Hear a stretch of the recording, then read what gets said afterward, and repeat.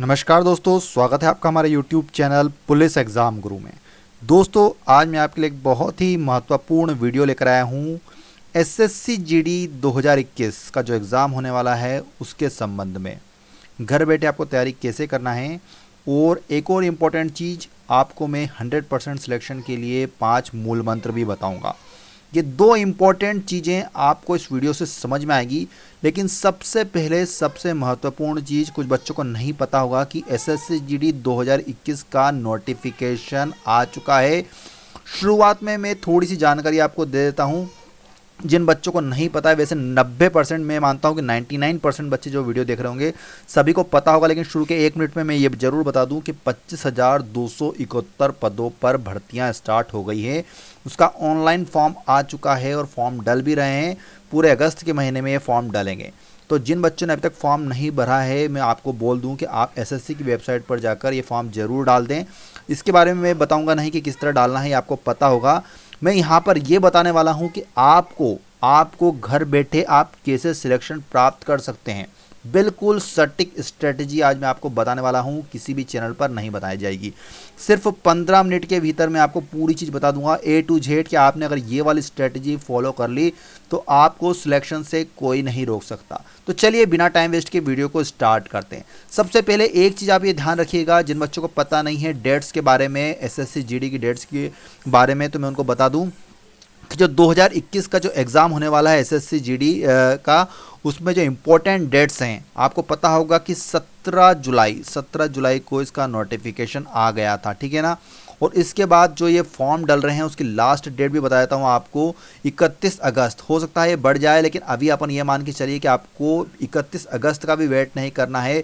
अगस्त में ये मान लीजिए 15-20 अगस्त तक अपने फॉर्म कंप्लीट कर लीजिए, क्योंकि उसके बाद सर्वर बहुत इशू करता है, ठीक है ना। ये इंपॉर्टेंट चीज़ बता देता हूँ, फिर मैं आपको दो महत्वपूर्ण ये वाली चीज़ जिसके लिए मैंने वीडियो बनाया है वो बताऊँगा। इसके संबंध में एक और चीज़ बता दूं कि जो भी बच्चे फॉर्म भर रहे हैं बहुत ही सावधानी से फॉर्म भरें, क्योंकि बाद में बहुत ज़्यादा दिक्कत आती है। उसके अतिरिक्त एक और इम्पोर्टेंट डेट है कि पेमेंट करने की जो डेट है वो 2 सितंबर है लास्ट डेट, ठीक है ना। और जनरेशन ऑफ ऑफलाइन अगर कोई करना चाहता है तो उसके लिए 4 सितंबर तक रखी गई है डेट। तो ये कुछ इंपॉर्टेंट डेट्स हैं। बात रही एग्ज़ाम डेट की, तो अभी एग्ज़ाम डेट आई नहीं है, लेकिन ये मान के चलिए कि आपकी जब फॉर्म कंप्लीट हो जाएंगे तो आने वाले 1 से 2 महीने में आपकी एग्ज़ाम भी हो जाएगी, ये मान के चलिए, ठीक है ना। तो ये इंपॉर्टेंट बात थी नोटिफिकेशन को लेकर। अब सबसे महत्वपूर्ण चीज़ मैं आपको बताऊंगा कि आपको घर बैठे तैयारी कैसे करना है। और अगर आपने ये 5 मूल मंत्र में जो बताने वाला हूं आपको याद रख लिए तो 100% आपका सिलेक्शन कोई भी नहीं रोक सकता एसएससी जीडी कांस्टेबल एग्जाम 2021 में। तो चलिए एक एक करके पूरी चीज़ों को समझते हैं। चलिए दोस्तों, तो अब हम इस वीडियो को आगे बढ़ाते हैं। मैं आपको एक चीज़ बताता हूं कि किसी भी एग्ज़ाम, कोई सी भी एग्ज़ाम की अगर आप तैयारी कर रहे हैं, अगर आपकी रणनीति बहुत अच्छी है, ध्यान से सुनिएगा, मैं आपको वही चीज़ बता रहा हूं कि आपको सिलेक्शन कैसे लेना है घर बैठकर। अगर आपकी रणनीति बहुत अच्छी है, रणनीति अगर आपने 100% बहुत बढ़िया बनाई है, और आपकी जो तैयारी है अगर तैयारी कम भी है, जैसे कि फॉर एग्जांपल अगर आपकी तैयारी आप 70 से 80% आपने सिलेबस कंप्लीट कराया या फिर टॉपिक कंप्लीट कराया, तो आपकी जो सिलेक्शन के जो चांसेस है वो बहुत ज़्यादा बढ़ जाते हैं, मतलब मैक्सिमम चांसेस बढ़ जाते हैं। अगर आपकी रणनीति कुछ भी नहीं, आपने कोई रणनीति तैयार नहीं की है, लेकिन अगर आप तैयारी 100% करके गए हैं, अगर आपने सभी टॉपिक पढ़े हैं, तो आपका सिलेक्शन 100% नहीं होगा, बिल्कुल नहीं होगा आपका सिलेक्शन। क्यों नहीं होगा? क्योंकि अगर आपने सब टॉपिक अच्छे से तैयार करके गए हैं और लास्ट की जो 2 घंटे रहते हैं एग्ज़ाम में, जिस समय आपको ओरिजिनल, आपको सही उत्तर देना होता है, और अगर आपको उसी पर आपने वर्क नहीं किया है तो आप 100% सिलेक्शन नहीं ले पाएंगे, ठीक है ना। तो मैं इस वीडियो में आपको 100% सिलेक्शन प्राप्त करने की रणनीति बताने वाला हूँ। तो चलिए एक एक करके पॉइंट समझते हैं। सबसे पहला और सबसे महत्वपूर्ण पॉइंट आता है एक अच्छी रणनीति बनाने से पहले कि आपको किसी भी एग्ज़ाम का सिलेक्शन प्रोसेस अच्छे से पता होना चाहिए। वैसे बहुत सारे स्टूडेंट सोच रहे होंगे, उन्होंने नोटिफिकेशन में भी पढ़ लिया होगा कि क्या सिलेक्शन प्रोसेस है, लेकिन फिर भी कुछ बच्चों को पूरा नहीं पता होता है कि क्या स्टेप्स होने वाली हैं सिलेक्शन प्रोसेस में। मैं आपको यहाँ पर पूरे डिटेल में बताऊँगा। सेकेंड चीज़ बताऊँगा, सिलेक्शन प्रोसेस के बाद आपको एग्ज़ाम का कंप्लीट सिलेबस पता होना चाहिए। कुछ बच्चों को सिलेबस पता होता है, वो जो नोटिफिकेशन में आता है वो सिलेबस तो आपको पढ़ना ही है, साथ साथ कुछ टॉपिक ऐसे आते हैं कि जो नोटिफिकेशन में नहीं है लेकिन उनसे भी क्वेश्चन पूछ लिए जाते हैं। एक्चुअली में होता यह है कि जो टॉपिक से क्वेश्चन पूछे जा रहे हैं एग्जाम में, इसका मतलब ये नहीं है कि वो नोटिफिकेशन में वो टॉपिक नहीं दिया गया है, वो दिया होता है लेकिन हम उसको समझ नहीं पाते हैं।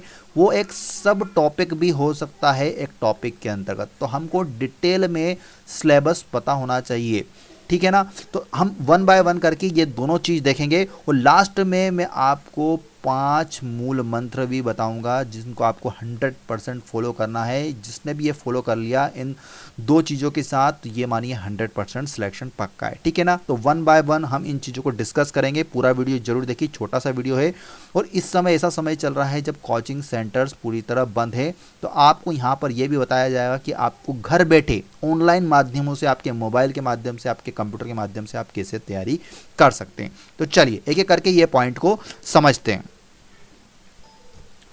तो दोस्तों, जो सबसे पहली चीज है वो है एग्जाम पैटर्न। बहुत ध्यान से देखिएगा, एसएससी जीडी का एग्जाम पैटर्न क्या है, ठीक है ना। देखिए यहाँ पर आपको टोटल 100 क्वेश्चन आएंगे, ठीक है ना, और उनके जो मैक्सिमम मार्क्स होंगे वो भी 100 होंगे, ठीक है ना। 100 क्वेश्चन आएंगे जो कि 100 मार्क्स के होंगे, ये सभी को पता होगा। पहला इसमें सेक्शन है वो है रीजनिंग का। मैं डायरेक्ट बात करूंगा जनरल इंटेलिजेंस एंड रीजनिंग की, ठीक है ना। रीजनिंग जिसके कितने क्वेश्चन आने वाले हैं सबको पता होगा, 25 क्वेश्चन आएंगे और ये पूरे आपके 25 मार्क्स के होंगे, ठीक है ना। इसके बाद जो सेकंड है आपका, वो जो रहेगा वो है आपका जीके एंड जनरल अवेयरनेस, ठीक है ना। ये टॉपिक भी बहुत ही इंपॉर्टेंट है और जो पिछले साल का जो एग्ज़ाम हुआ था आपको पता होगा कि हमने उसमें जो क्वेश्चन बताए थे उसमें से बहुत सारे क्वेश्चन आए थे। हमने जो हमारी दूसरी चैनल है वहाँ पर जो बताया था आपको एग्जाम गुरु चैनल पर, वहाँ पर मैक्सिमम क्वेश्चन उन्हीं टॉपिक से कवर किए गए थे। इसके भी 25 क्वेश्चन आने वाले हैं और ये आपके 25 मार्क्स के रहेंगे। तीसरी इंपॉर्टेंट चीज़ आती है आपकी इंग्लिश, तीसरी जो इंपॉर्टेंट चीज़ है वो हमने लिया है एप्टीट्यूड, जिसको आप मैथ्स भी बोलते हैं। 8वीं या फिर 10वीं 10th स्टैंडर्ड या फिर मैक्सिमम 8th स्टैंडर्ड तक का मैथ्स होता है। ये कौन कौन से टॉपिक हैं सब बताऊंगा डिटेल में, अभी बहुत इंपॉर्टेंट बात करूंगा। ऐसे फिक्स टॉपिक्स बता दूंगा आपको जिनसे क्वेश्चन बाहर बिल्कुल भी नहीं जाएगा, ठीक है ना। एसएससी का हमेशा का रिकॉर्ड रहा है कि वो फिक्स टॉपिक से ही क्वेश्चन पूछता है। 25 क्वेश्चन आएंगे 25 मार्क्स के। और चौथा इंपॉर्टेंट टॉपिक है आपका वो है इंग्लिश ऑब्लिक हिंदी, जो भी आप सिलेक्ट करें, ठीक है ना। तो इससे कितने क्वेश्चन आने वाले हैं आपके, इससे भी 25 क्वेश्चन और ये भी आपके 25 मार्क्स के। तो टोटल 100 क्वेश्चन रहेंगे 100 मार्क्स की। तो ये हो गई मैंने ऊपर से आपको बता दिया है कि एग्जाम का पैटर्न क्या रहने वाला है। अब इसके अतिरिक्त भी यहाँ पर आपके मन में कुछ सवाल आ रहे होंगे, जैसे कि मैं आपको साथ साथ कुछ FAQ भी बताता चलता हूँ, फ्रीक्वेंटली आस्क्ड क्वेश्चन। अगर आपका और भी कोई क्वेश्चन है तो आप कमेंट बॉक्स में जरूर पूछ लीजिएगा, लेकिन जो मेन क्वेश्चन बनते हैं जो बच्चों के मन में रहते हैं वो क्वेश्चन मैं आपको साथ साथ बताते चलूँगा। आपके मन में आ रहा होगा कि कितने घंटे का एग्ज़ाम होगा, ठीक है ना। तो ये 1 घंटे 30 मिनट का एग्ज़ाम होगा, ठीक है ना। एग्ज़ाम का मोड क्या रहेगा, तो एग्ज़ाम का मोड रहेगा दोस्तों ऑनलाइन एग्ज़ाम, ठीक है ना। कितने मार्क्स के क्वेश्चन होंगे मैंने अभी बता दिया आपको, 100 मार्क्स के रहेंगे, तो हर क्वेश्चन 1-1 मार्क्स का रहेगा, इस पर तो ज़्यादा बात करनी नहीं है, ठीक है ना। एक और चीज़ यहाँ पर आएगी कि आपको जो पेपर में माइनस मार्किंग रहेगी, तो एसएससी के पेपर में माइनस मार्किंग रहती है 1/4। तो ये कुछ इंपॉर्टेंट चीज़ें हैं, मैं आपको साथ साथ FAQ भी बताता चल रहा हूँ। अगर कोई से क्वेश्चन छूट जाए तो आप कमेंट बॉक्स में SSC GD लिखकर मुझे SSC GD लिखकर उसके आगे ऐसा क्वेश्चन पूरा लिख दीजिएगा, जो भी आपका सवाल है मैं आपको बिल्कुल कमेंट बॉक्स में आंसर दूंगा। अगर कुछ ऐसे क्वेश्चन होंगे, अगर बहुत ही इंपॉर्टेंट आपके मन में कोई डाउट होंगे, तो उनके लिए स्पेशल वीडियो भी बना दूंगा, ठीक है ना। तो ये तो हो गई यहाँ पर इंपॉर्टेंट SSC GD के सिलेक्शन प्रोसेस की बात, इसमें क्या क्या स्टेप्स रहेंगी और कितनी देर के ये एग्जाम होंगे। तो हमको डिटेल में इसके सिलेबस को भी डिस्कस करना है, ठीक है ना। मैं आपको पूरा डिटेल में अब सिलेबस बताऊंगा। चलिए तो स्टार्ट करते हैं 1 बाय 1। अब हम सेकंड नंबर की चीज़ें हमारी सिलेबस की, तो सिलेबस की बात करें तो सबसे पहले मैं लूँगा यहाँ पर रीजनिंग जो मैंने आपको बताया था। मैं अभी आपको ये इंपॉर्टेंट ऊपर से चीज़ बता रहा हूँ, जो मूल मंत्र बताऊंगा वो मुख्य रहेंगे कि आपको इनको अप्लाई कैसे करना है, पढ़ना कैसे है इन चीज़ों को, क्योंकि गलती आप वहीं पे करते हैं। आप वो चीज़ पढ़ के जाते हैं जो एग्जाम में नहीं आती है, आपको वो चीज़ पढ़ना है जो एग्जाम में आए। एग्जाम में सिर्फ 8-10 टॉपिक इंपॉर्टेंट रहते हैं जिनसे मैक्सिमम क्वेश्चन कवर किए जाते हैं। ठीक है, चलिए तो मैं आपको बताता हूँ कि रीजनिंग के अंतर्गत कौन कौन से टॉपिक आपको पढ़ना है। देखिए एक एक करके बताता हूँ, सुनते जाइएगा।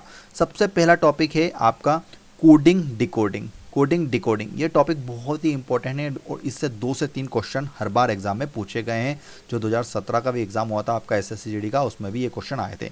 अगला जो टॉपिक है non verbal series. Non verbal series देखिए, जो आपको नोटिफिकेशन में जो रीजनिंग का सिलेबस दिया है वो थोड़ा सा उन्होंने शॉर्ट में दिया है, लेकिन अपने को उसको सिलेबस को डेप्थ में पढ़ना है। होगा क्या कि अगर कोई सा टॉपिक छूट गया और वो क्वेश्चन वहाँ पर आ गया तो आपको दिक्कत आ जाएगी। आपको पढ़ के सब जाना है, ठीक है ना, लेकिन आपको कौन सा क्वेश्चन पहले करना है यह पहले ही डिसाइड होना चाहिए। मतलब कुछ टॉपिक पर आपकी कमांड बहुत अच्छी होना चाहिए।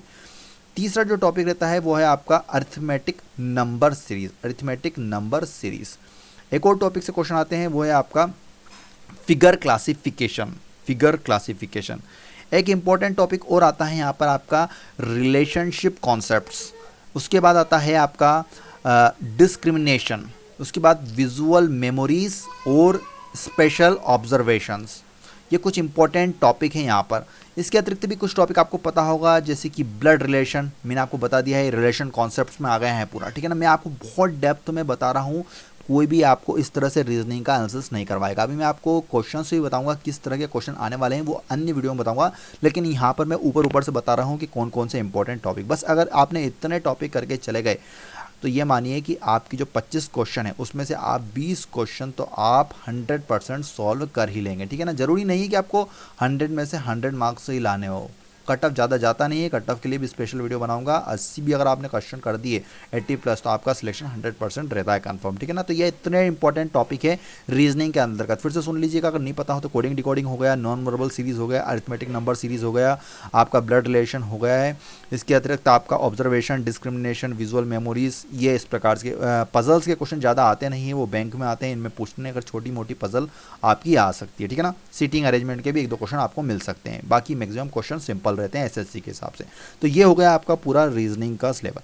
अब हम बात करेंगे दूसरा अपना महत्वपूर्ण है जीके एंड जनरल अवेयरनेस। देखिए जीके एंड जनरल अवेयरनेस जो आपका जो टॉपिक होता है वो बहुत ही इंपॉर्टेंट होता है और बहुत ही वास्ट होता है, बहुत ज़्यादा बड़ा होता है।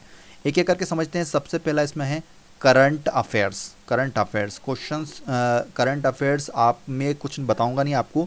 अगर आप डेली पेपर पढ़ते होंगे तो आपको बिल्कुल भी प्रॉब्लम नहीं आएंगी। जो भी करंट में जितनी भी चीज़ें चल रही, जैसे कि अभी ओलंपिक चल रहा है तो बिल्कुल 100% लिख के रख लीजिए कि ओलंपिक के क्वेश्चन आपको देखने को मिलेंगे एग्जाम में, क्योंकि अभी आज से मिनिमम 1 से 1.5 महीने तो अभी एग्जाम नहीं हो रही है, अभी तो फॉर्म डल रहे हैं, लेकिन भविष्य में जब भी एग्जाम होगी तो ओलंपिक से क्वेश्चन जरूर आना है। इस तरह और क्या क्या चीज़ें घटित हुई है पिछले 6 महीने 1 साल में, वो आपको देखना है करंट अफेयर्स की। दूसरा इसमें है हिस्ट्री, इतिहास। तीसरा जो टॉपिक है ज्योग्राफी, भूगोल। चौथा है पॉलिटिकल साइंस, ठीक है ना, राजनीति शास्त्र। पांचवा है इकोनॉमिक्स। छठा है कल्चर। 7th है इसमें स्पोर्ट्स, गेम्स और इन्वायरमेंट। इतने टॉपिक बहुत ज़्यादा महत्वपूर्ण है। कुछ टॉपिक और है मैं आपको बताता हूँ, जैसे कि एक टॉपिक अगर आप माने तो India and it's neighbour country, मतलब जो भारत है और उसके पड़ोसी देश से संबंधित क्वेश्चन भी आपको बिल्कुल एग्जाम में देखने को मिलेंगे कि आपके पड़ोसी देश की मुद्रा क्या है, वहाँ की राजधानी क्या है, वहाँ के करंट में प्रधानमंत्री राष्ट्रपति कौन है और क्या क्या चीज़ें, क्या क्या डील्स चल रही हैं भारत की। ये सब चीज़ आपको पता होना चाहिए हमारे जो पड़ोसी देश हैं उनसे संबंधित। इंडियन कॉन्स्टिट्यूशन छूट गया था एक टॉपिक, इंडियन कॉन्स्टिट्यूशन से भी संबंधित महत्वपूर्ण क्वेश्चन पूछे जाएंगे। एक जनरल पॉलिटी और साइंटिफिक रिसर्च, जितने भी जैसे कि कोरोना की वैक्सीन है संबंधित क्वेश्चन बिल्कुल एग्जाम में आ सकते हैं कि कौन कौन सी वैक्सीन है, क्या नहीं है। आप जो भी डेली पढ़ते हैं एग्जाम के लिए वो बिल्कुल एग्जाम में पूछा जा सकता है। तो ये ज़्यादा आपको डेली पढ़ना है करंट अफेयर्स के लिए। जीके और जनरल अवेयरनेस बहुत वास्ट होता है, ठीक है ना। तो ये हो गया हमारा second cheese, GK and general awareness. अब हम अगली चीज़ की तरफ चलते हैं। अगला जो हमारा जो टॉपिक ले रहे हैं हम एप्टीट्यूड को लेने की। एप्टीट्यूड किस तरह आपको तैयार करना है। देखिए एप्टीट्यूड के अंतर्गत कुछ टॉपिक मैं आपको बता देता हूँ जिनसे बहुत ज़्यादा क्वेश्चन आने की संभावना रहती है। आपको उनको पढ़ना है, कुछ टॉपिक सी ऐसे भी रहते हैं जो एक टॉपिक दूसरे टॉपिक पर डिपेंड रहता है। जैसे कि अगर बात करें परसेंटेज की, तो परसेंटेज टॉपिक आपका अच्छा पकड़ होना चाहिए, आपको बिल्कुल पता होना चाहिए कि 25% को क्या बोलते हैं, इतनी फास्ट पकड़ होना चाहिए। एक और चीज़ बता दूं मैं इसके अंतर्गत, एक बहुत इंपॉर्टेंट चीज़ बताना भूल गया, एप्टीट्यूड जो होता है, एप्टीट्यूड जिसको आप मैथ्स बोलते हैं, उसको कंप्लीट करने से पहले आप 2-3 चीज़ें अपने माइंड में रखिए, 2 से 3 चीज़ें। क्या? एक तो आप सबसे पहले क्या कीजिए कि जितने भी टेबल्स होते हैं, पहाड़े होते हैं, पहाड़े 30 तक पहाड़े आपके कंप्लीट कर लीजिए। जो मैं बोल रहा हूँ बिल्कुल सुनिएगा, ठीक है ना। 30 तक पहाड़े कंप्लीट कर लीजिए, और जितने भी स्क्वायर स्क्वायर होते हैं संख्याओं के 30 तक, वो कंप्लीट कर लीजिए। इनसे क्या फ़ायदा मिलेगा कि थोड़ी सी आपकी स्पीड अप हो जाएगी, आप बहुत जल्दी क्वेश्चन कर पाएंगे, तो आपके पास समय बचेगा रीजनिंग के लिए और मैथ्स के अन्य क्वेश्चंस के लिए, ठीक है ना। अगर आपको टेबल्स अच्छे से आती हैं, आपको स्क्वायर्स अच्छे से आते हैं, स्क्वायर रूट क्यूब रूट अच्छे से कर रखा है, साथ साथ एक बहुत ही महत्वपूर्ण के फॉर्मूले, आपके कुछ फॉर्मूले कंप्लीट होना चाहिए। अगर 25 क्वेश्चन आ रहे हैं, ध्यान सुनिएगा, अगर 25 क्वेश्चन आ रहे हैं, तो अगर उनमें से ये मान लीजिए कि 8 से 10 क्वेश्चन, मैक्सिमम कभी कभी 8 से 10 क्वेश्चन ऐसे आ जाते हैं कि अगर सिर्फ आपको फॉर्मूले पता है, तो अगर फॉर्मूले में अगर आप संख्या फिट कर देंगे तो डायरेक्ट आपका आंसर आ जाएगा, जिससे आपका कुछ मिनट, मतलब 10 से 15 मिनट पहले आप मैथ्स को कंप्लीट कर लेंगे, 10 से 15 मिनट बच जाएंगे जो इन क्वेश्चन में आपको अलग से सॉल्व करना पड़ता है। तो ये कुछ इंपॉर्टेंट मैं प्रोफेशनल टिप भी कह सकता हूँ इनको, जो आप फॉलो करके अच्छे मार्क्स ला सकते हैं।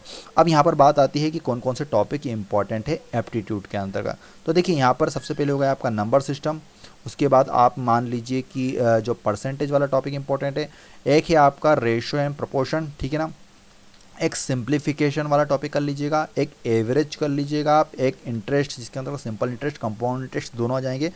इसके अतिरिक्त आप profit and loss, very important topic है, बहुत ज़्यादा 2 से 3 क्वेश्चन आएंगे इससे। इसके बाद आप डिस्काउंट वाला टॉपिक भी कंप्लीट कर लीजिएगा। एक टाइम एंड डिस्टेंस, इससे बहुत ज़्यादा क्वेश्चन आते हैं। टाइम एंड वर्क, इससे भी क्वेश्चन पूछे जाते हैं। रेशो एंड प्रोपोर्शन से भी क्वेश्चन पूछे जाते हैं। इसके अलावा एक बोट एंड स्ट्रीम्स और प्रॉब्लम्स ऑन ट्रेंड, इतने इंपॉर्टेंट टॉपिक हैं।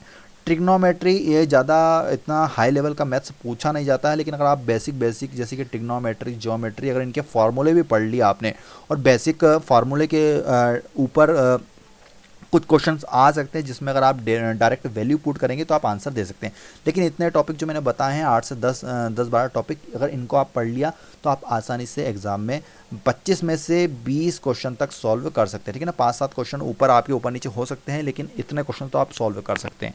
तो ये हो गया आपको पूरा एप्टीट्यूड, मैंने आपको कंप्लीट करा दिया है। अब चलिए बात करते हैं इंग्लिश और हिंदी का। फटाफट मैं आपको एक आइडिया देता हूँ कि किस तरह के इसमें क्वेश्चन आते हैं, फिर हम मेन मुद्दे पर आएंगे हमारे, कि आपको 5 वो मूल मंत्र कौन से हैं जिनको आपको अप्लाई करना है और आप 100% एग्जाम में सिलेक्शन प्राप्त कर सकते हैं। तो देखिए, सबसे पहले तो हम बात कर देते हैं इंग्लिश और हिंदी में। इंग्लिश में, तो इंग्लिश में जो मैक्सिमम क्वेश्चन पूछे जाते हैं दोस्तों, वो है स्पॉट द एरर, मतलब एरर फाइंडिंग से। एक आता है fill in the blanks, synonym, antonym, synonym से क्वेश्चन पूछे जाते हैं। और एक पूछे जाते हैं आपके स्पेलिंग्स, कि गलत स्पेलिंग कौन सी है, सही स्पेलिंग कौन सी है।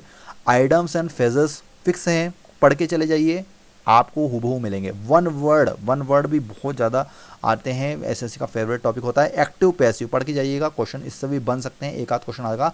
शफलिंग ऑफ सेंटेंस, ये भी एसएससी में बहुत ज़्यादा पूछा जाता है। एक और पूछा जा सकता है आपका क्लोज पैसेज और कंप्रहेंशन पैसेज, इन दोनों को भी जरूर पढ़ के जाएगा। तो जितने टॉपिक मैंने बताए इंग्लिश के अंतर्गत, अगर नहीं सुना हो तो फिर से सुन लीजिएगा, उनको जरूर पढ़ के जाएगा। इनसे टॉपिक आपको, क्वेश्चन आपको देखने को मिलेगा। अब बात कर लेते हैं हिंदी की। देखिए, हिंदी के अंतर्गत जो वैसे हिंदी सभी को सिंपल पड़ती है, लेकिन जो हिंदी पूछी जाती है वो कभी कभी कुछ क्वेश्चन टफ भी पूछ लिए जाते हैं। वही चीज़ें जो इंग्लिश में बताया है, वर्तनी की सामान्य शुद्धियाँ, वर्तनी मतलब वही होता है स्पेलिंग, मतलब या फिर मात्राएं, मात्राओं की सामान्य शुद्धियों से संबंधित क्वेश्चन आएंगे। शब्दों के स्त्रीलिंग, स्त्रीलिंग पुल्लिंग क्या होता है, बहुवचन से संबंधित क्वेश्चन पूछे जाएंगे इसके अंतर्गत। किसी वाक्य को अन्य लिंग में परिवर्तन करना, या फिर मुहावरे पूछ लिए जाते हैं, या फिर अशुद्ध वाक्यों को शुद्ध, वही मतलब, ठीक है ना। विलोमार्थी शब्द भी पूछे जाते हैं, एंटोनिम, सिनोनिम जिसको इंग्लिश में बोलते हैं। समानार्थी शब्द भी पूछे जाएंगे। कहावतें, लोकोक्तियाँ बहुत ज़्यादा इसमें पूछी जाती हैं। संधि विच्छेद, संधि विच्छेद भी जरूर पढ़ के जाइएगा। एवं रचना एवं रचिता, ये क्वेश्चन, इससे क्वेश्चन ज़्यादा नहीं आएंगे, लेकिन फिर भी पढ़ लीजिए। रचना एवं रचयिता कौन है, इसकी क्रिया से भाववाचक संज्ञा बनाना, इससे संबंधित। तो ये जो 8 से 10 टॉपिक है जो मैंने अभी आपको बताए हैं, सुने हैं आपने, उनसे पढ़ के जरूर जाइएगा। तो ये हिंदी के इंपॉर्टेंट टॉपिक हो गए। तो मैंने अब आपको क्या क्या बता दिया है, मैंने आपको पूरा सिलेबस अच्छे से समझा दिया है। अगर फिर भी सिलेबस नहीं आया समझ में, तो कमेंट बॉक्स में पूछ लीजिएगा। अभी एक एक टॉपिक का मैथ्स मतलब एप्टीट्यूड, रीजनिंग, जीके, जीएस और आपका हिंदी इंग्लिश का मैं अलग से डेडिकेट वीडियो भी बना दूंगा। अगर किसी बच्चे को समझ में नहीं आया तो कमेंट बॉक्स में बोल दीजिएगा, तो मैं आपके लिए स्पेशल डेडिकेट हर टॉपिक का एक वीडियो बना दूंगा जिसमें हम टॉपिक के हर क्वेश्चन को और अच्छे से डिस्कस कर लेंगे। तो ये हो गया आपका सिलेबस, अच्छे से मैंने प्रोसेस बता दिया, सिलेबस हो गया। अब सबसे महत्वपूर्ण बात आती है कि हमको वो कौन से 5 मूल मंत्र हैं जिनको हमको फॉलो करना है। उसके पहले मैं आपको बता दूं कि आपने नोटिफिकेशन पढ़ा होगा, तो उसमें मैं आशा करता हूं कि आप सभी लोगों ने पूरा अच्छे से पढ़ लिया होगा कि किस तरह से प्रोसेस रहने वाली है उसके अंतर्गत। तो उसी प्रोसेस को ज़रूर फॉलो करिएगा, मतलब उसमें से क्या क्या स्टेप्स होने वाले हैं। जैसे कि आपका सबसे पहले कंप्यूटर बेस्ड टेस्ट होगा। आपको पता होगा कि पहला जो राउंड होगा वो CBT बोलते हैं उसको, कंप्यूटर बेस्ड टेस्ट। सबको पता होगा, लेकिन फिर भी जो नए बच्चे हैं उनको बता दूँ। उसके बाद फिजिकल इफ़िशियंसी टेस्ट होगा, और उसके बाद होगा आपका फिजिकल स्टैंडर्ड टेस्ट, और फिर डिटेल्ड मेडिकल एग्जामिनेशन, ठीक है ना, आखिर में आपका मेडिकल होता है। तो ये चारों स्टेप्स आपको ध्यान में रखना है, ये पूरी फॉलो होंगी, ठीक है ना। अगर आप 3 स्टेप भी पार कर लिए और आखिर में मेडिकल में फेल हो गए तो कोई फ़ायदा नहीं है, आप बाहर ही माने जाओगे, ठीक है ना। और इसके अतिरिक्त भी जैसे रनिंग हो गया, हाइट हो गया, जिन्होंने फॉर्म भरा है उन बच्चों को पता रहता है। इन चीज़ों पे मैं ज़्यादा डिस्कस नहीं करूँगा। अब मैं मुख्य मुद्दे पर आता हूँ कि आपको जो ये एग्ज़ाम है उसमें क्या क्या चीज़ें ध्यान रखनी है। बहुत ही इंपॉर्टेंट, ध्यान से सुनिएगा अब ये वाले पॉइंट कि वो 5 मूल मंत्र कौन से हैं जिनको आप फॉलो करके अच्छे से एग्ज़ाम में सिलेक्शन प्राप्त कर सकते हैं। देखिए, सबसे पहली चीज़ तो आप ये ध्यान रखिएगा कि आपको किसी भी विषय का इस तरह से गहन तरीके से अध्ययन नहीं करना है कि मतलब आप उसको ही जैसे कि फॉर एग्जांपल मैं आपको एक एग्जांपल देता हूँ कि मैथ्स में 15 टॉपिक से क्वेश्चन आने वाले हैं, ठीक है ना। आप किसी एक टॉपिक को इतना आपने फोकस कर लिया और पता पड़ा एक टॉपिक या फिर 2 टॉपिक या फिर 3 टॉपिक, 2-3 टॉपिकों को आपने इतना अच्छे से फोकस कर लिया कि आप कहोगे कि इसमें से मैं क्वेश्चंस छोड़ ही नहीं, और आपने उसको एग्ज़ाम के पहले 2-3 महीने में से 1 महीना पूरा दे दिया। अब पता पड़ा उस टॉपिक से एक भी क्वेश्चन नहीं आया, तो वो टॉपिक से अगर एक भी क्वेश्चन नहीं आया तो आपने उस टॉपिक पे जितना ज़्यादा टाइम दिया है वो भी चले गया, और पता पड़ा कि अगर एक क्वेश्चन आ गया उससे और वो क्वेश्चन करने में आपको 15 मिनट लग गए, 10 मिनट लग गए एग्ज़ाम में। कभी कभी होता है कि किसी क्वेश्चन पर हम अटक जाते हैं, तो वो क्वेश्चन पूरा टाइम भी ले लेता है हमारा और आखिर में आंसर भी निकलता है, और इस बहाने हमारा 15 मिनट भी चले जाते हैं इसके कारण, और उस 15 मिनट जाने के कारण हमारे वो 15 क्वेश्चन छूट जाते हैं जो हमको आते थे, हम जिनको एक मिनट में सॉल्व कर सकते थे। तो ये गलती कभी भी नहीं करना है कि आप एक टॉपिक को बहुत ज़्यादा वो कर रहे हैं। 15 टॉपिक है तो आप ये मान के चलिए कि 15 अगर टॉपिक है तो आपको सभी टॉपिक को बराबर टाइम देना है। पता नहीं है कि किस टॉपिक से सिंपल क्वेश्चन आएगा और किस टॉपिक से टफ क्वेश्चन आएगा। अगर आपकी तैयारी अच्छी है तो आपको करना क्या है कि 15 टॉपिक अच्छे करके गए, क्वेश्चन आए हैं, जो टॉपिक के टफ क्वेश्चन है, ध्यान सुनिएगा, जो टॉपिक के टफ क्वेश्चन आए उनको आप छोड़ दीजिए। अगर 25 में से अगर 5 क्वेश्चन छोड़ भी दिया आपने, ठीक है ना, वो टफ टॉपिक है, तो बचे कितने 20 क्वेश्चन। 20 क्वेश्चन को आप आराम से कीजिए, कम समय में कीजिए, आपके पास कुछ समय भी बच जाएगा और आपको 20 नंबर कन्फर्म हो जाएंगे, ठीक है ना। ये 5 क्वेश्चन में कभी नहीं उलझना है जो टफ भी होंगे और जिनके आंसर निकलेंगे भी नहीं और जो हमारा समय भी खा जाएंगे। तो सबसे महत्वपूर्ण आपका मूल मंत्र ये है, ठीक है ना, कि आपको एक चीज़ पे फोकस नहीं होना है, पूरे टॉपिक को, पूरे जितने भी आपको सिलेबस में दिया गया है सबको कवर करना है। अगली चीज़ जो इम्पोर्टेंट आती है कि आपको कुछ टॉपिक ऐसे होते हैं जो दूसरे टॉपिक से कनेक्टेड होते हैं। मैंने आपको बताया था अभी कि जैसे परसेंटेज का एक टॉपिक है, ठीक है ना, ये कम से कम मैथ्स में हर टॉपिक से कनेक्टेड है। एवरेज हो गया, ये सभी टॉपिक से कनेक्टेड है। अगर आप प्रॉफिट एंड लॉस कर रहे हो और अगर आपको परसेंटेज नहीं आता है तो प्रॉफिट एंड लॉस आप कभी कर ही नहीं पाएंगे, ठीक है ना। अगर आप सिंपल इंटरेस्ट, कंपाउंड इंटरेस्ट कर रहे हो और आपको परसेंटेज नहीं आता है वाला टॉपिक अच्छे से, तो आप ये वाला भी अच्छे से नहीं कर पाएंगे। तो मतलब जो टॉपिक किसी दूसरे टॉपिक से कनेक्टेड है आपको उनको कभी भी छोड़ के नहीं जाना चाहिए, आपको उनको अच्छे से पढ़ के जाना चाहिए, और पढ़ने के साथ साथ वो दूसरे टॉपिक से कनेक्ट रहते हैं तो आपको वहाँ पर भी फ़ायदा मिलेगा, ठीक है ना, इस चीज़ का। तो जो टॉपिक दूसरे से कनेक्टेड है उनको बिल्कुल पढ़ के जाइए, इस टॉपिक को आप नहीं छोड़ सकते हैं, ये इसेंशियल टॉपिक्स बोलते हैं, ठीक है ना। कि ये होगा दूसरा मूल मंत्र कि आपको उन टॉपिक को नहीं छोड़ना है जो टॉपिक से दूसरे क्वेश्चंस बनते हैं। तीसरा मूल मंत्र देखते हैं, मॉक टेस्ट से रिलेटेड। यहाँ पर मैं आपको एक इम्पोर्टेंट चीज़ बताऊंगा कि कुछ बच्चे क्या करते हैं कि घर पे मॉक टेस्ट देते हैं कि हम तो एग्ज़ाम से पहले 10 मॉक टेस्ट देंगे, लेकिन मॉक टेस्ट ऐसे नहीं देते हैं जैसे एग्ज़ाम चल रही है। किसे दे रहे हैं कि जैसे 2 घंटे का अगर मॉक टेस्ट, जैसे 1.5 घंटे का मॉक टेस्ट है, 1 घंटे 30 मिनट, अपन वही ले लेते हैं जिस तरह का आने वाला है। अगर 1 घंटे 30 मिनट का मॉक टेस्ट है तो उसमें क्या करेंगे वो कि आधा घंटा सुबह दे दिया, आधा घंटे दोपहर में, आधा घंटे शाम, इस तरह कंप्लीट करेंगे। ऐसे कभी मत कीजिए, इससे अच्छा तो आप कीजिए ही मत, ठीक है ना। आप कैसे कीजिए कि जब भी आपको समय मिले, और सबसे बढ़िया समय मैं आपको बताता हूँ सुबह का समय। इस समय कोई डिस्टर्ब नहीं होता है, या फिर रात के 11 बजे बात करें, लेकिन ये पॉसिबल नहीं क्योंकि इस समय सब सोने का टाइम हो जाता है। क्योंकि रात के 10 बजे पहले क्या होता है कि जितने भी चीज़ें चलती रहती हैं, फ़ोन आना, ये करना वो करना, वो चलता है। लेकिन सुबह का आप मान लीजिए 6 बजे, अगर मैक्सिमम अगर कोई बच्चा 5 बजे उठ सकता है ठीक है, लेकिन 6 बजे अगर उठ जाते हैं तो 6 बजे से लेकर 8 बजे तक आप ये निपटा लीजिए। 8 बजे बाद फिर कोई डिस्टर्बेंस, जितने भी डिस्टर्बेंस आए हैं वो 8 बजे बाद आते हैं। तो ये 2 घंटे में आप आपका मॉक टेस्ट कंप्लीट करें और एक ही बैठक में करें, और ऐसा सोच के चलें कि आपका एग्ज़ाम है। बस ये अंतर रहेगा कि आज सुबह 6 से 8 कर रहे हो, जिस दिन एग्ज़ाम होगा हो सकता है आपका 9 से 11 हो या फिर 12 से 2, जो भी हो। बहुत ज़्यादा फ़ायदा मिलेगा। जो टॉपर्स स्टूडेंट्स होते हैं, ये तीसरा मूल मंत्र है, जो टॉपर स्टूडेंट्स होते हैं वो इसी तरह सिलेक्शन लेते हैं। वो क्या करते हैं कि मॉक टेस्ट बहुत देते हैं और ये सोच के देते हैं कि डेली उनका एग्ज़ाम चल रहा है, और जिस दिन एग्ज़ाम होगा तो आपको कोई प्रेशर नहीं रहेगा। ऐसा लगेगा कि एक मॉक टेस्ट आया आपके सामने और उसने आपने उसको दिया और बहुत अच्छा परफॉर्म करेंगे आप। 100% आपको सिलेक्शन मिलेगा इस मूल मंत्र के बेस पर। तीसरा मूल मंत्र, ठीक है ना, ये कभी मत भूलना।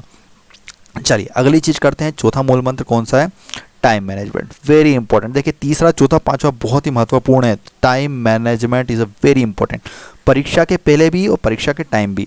जो 2 घंटे तो करना ही है टाइम मैनेजमेंट, लेकिन जो 2 घंटे से पहले जो 2 महीने रहेंगे, जिस समय आप एग्ज़ाम की तैयारी करेंगे, 1.5-2 महीने, अभी जो से चल रहा है अगस्त सितंबर, क्योंकि अक्टूबर से कभी भी आपका एग्ज़ाम हो सकता है, लेकिन जब भी एग्ज़ाम हो 2 महीने तो आपको फिक्स मिलेंगे ही सही। तो ये बहुत ही महत्वपूर्ण होते हैं टाइम मैनेजमेंट का। आपको किस टॉपिक को पढ़ना है, कौन सा इंपॉर्टेंट टॉपिक है, कौन सा आपका ऐसा टॉपिक है जिसको आपको कम समय देना है क्योंकि आपकी उस पर अच्छी पकड़ है, ये इंपॉर्टेंट रहेगा।